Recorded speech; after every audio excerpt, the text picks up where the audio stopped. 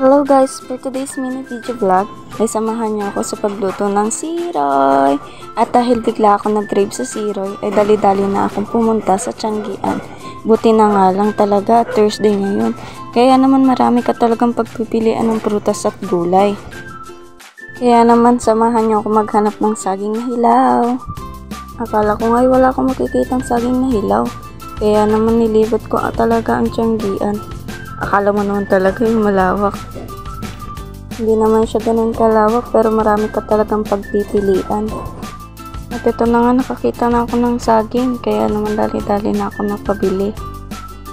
Bumili na nga ako dito ng 2 piling kasi feeling ko kukulangin sa amin ng 1 piling. Ayan nga, at pinakasuruan ko na yung pamangkin ko na gayatin yung saging at ako na ang magkakayod. Paalis na nga yung mama ko, pero pinakasuyuan ko ng pag-video sa akin. Kaya naman ayan, blurred yung resulta. Hindi ko nga alam kung tama yung ginagawa ko sa pagkayod. Sabi ko ay bahala na, basta matapos lang to. Grabe naman yung bukaka mo dyan, besh. Ayan nga, pinapalambot ko na yung saging.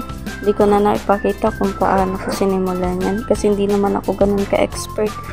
First time ko nga lang magluto ng siroy, kaya hindi ko alam kung tama pa itong ginagawa ko. Basta nilagyan ko na lang siya ng unang gata. Ay, kalawa yata. Diba? Hindi pa sure. Ito pala yung unang gata. Saka ko lang nilagay nung kumukulo na.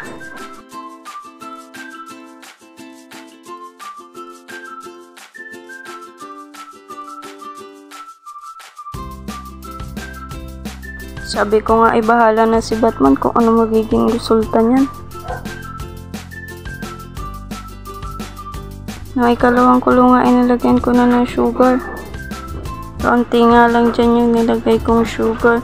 Kasi ayoko ng sobrang tamis. Bahala na lang silang mag-add ng sugar pag gusto nila. Ayan nga, tinalo-halo ko na lang yan dyan. Tada!